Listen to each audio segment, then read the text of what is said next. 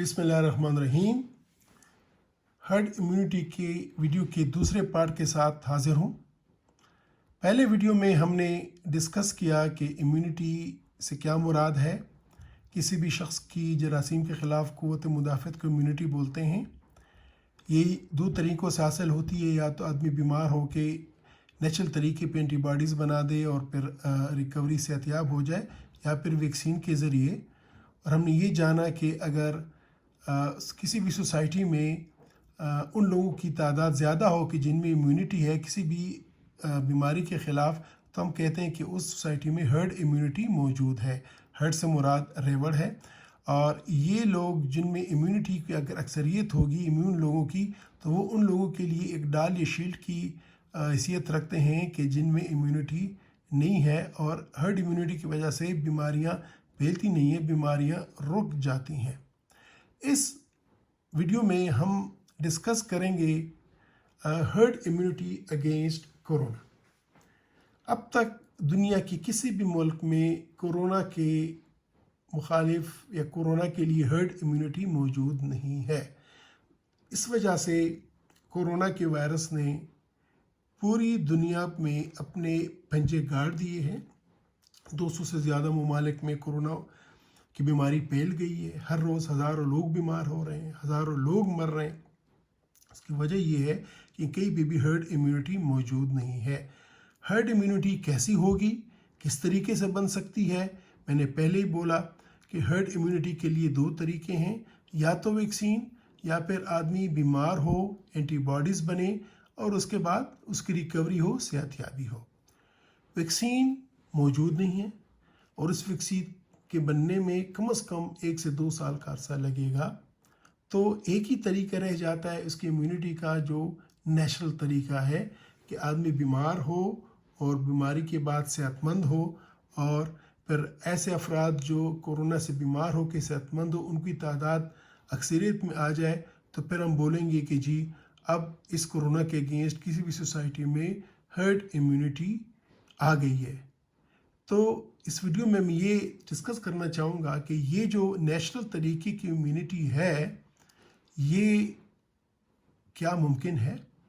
अब तक हमें मालूम हुआ है कि अगर 100 लोगों को कोरोना वायरस हो, कोरोना की बीमारी हो, तो उसमें से 80% लोग तो वो होते हैं जिनमें बीमारी ये इतनी शदीद नहीं होती है, लेकिन 20% वही लोग होते हैं कि जिनमें ये बीमारी इंतहाई शिद्दत ले लेती है, और अंदाज़न 2% लोग, 2% लोग, 100 में से 2 लोग मर जाते हैं। तो ये जो फिगर है 20% सीवियर बीमारी का, ये वो है कि एक लिमिटिंग फैक्टर है नेचुरल तरीके से इम्यूनिटी के लिए छोड़ने का, क्योंकि कोरोना वायरस एक बहुत ही तेज़ी से फैलने वाला और बड़ी शिद्दत से अटैक करने वाला है। इसमें से एक बंदा 2 से 3 बंदों को इन्फेक्ट करता है। तो जिस भी बीमारी में इतनी शिद्दत हो, उससे फिर ये नेचुरल तरीके पर इम्यूनिटी लाना एक बहुत ही ख़तरनाक तरीका होता है कोई इम्यूनिटी बनाने का। फॉर एग्ज़ाम्पल मैं आपको मिसाल दूं, हम पाकिस्तान का मिसाल लें। पाकिस्तान में अगर हम लें कि 20 करोड़ हमारी आबादी है, तो हर्ड इम्यूनिटी बनाने के लिए, यह हर्ड इम्यूनिटी की सूरत पे जाने के लिए हमारी 70% लोगों को होना चाहिए कि वो बीमार हों, और बीमारी के बाद वो ठीक हों, तो हम कहेंगे कि अब हमारी पाकिस्तान में हर्ड इम्यूनिटी आ गई। इस तरह दुनिया के किसी भी मुल्क में, तो हमारे पाकिस्तान में 70% का मतलब ये होगा कि 14 करोड़ लोग बीमार हो जाएं और फिर ठीक हो जाएं। तो बाकी जो 6 करोड़ लोग होंगे वो फिर बच जाएंगे। लेकिन इन 14 करोड़ अगर बीमार होंगे, तो इसमें से 2 करोड़ 80 लाख वो लोग होंगे जो कि शदीद अलील होंगे, शदीद बीमार होंगे, जिनको हॉस्पिटलाइजेशन चाहिए होगी, जिनको अस्पताल में दाखिल होना पड़ेगा, और जिनको अक्सरियत को, बेशतर को क्रिटिकली इल कंडीशंस में या आईसीयू में जाना पड़ेगा। और इन 14 करोड़ में तकरीबन अल्लाह ना करे 28 लाख अमवात होंगी।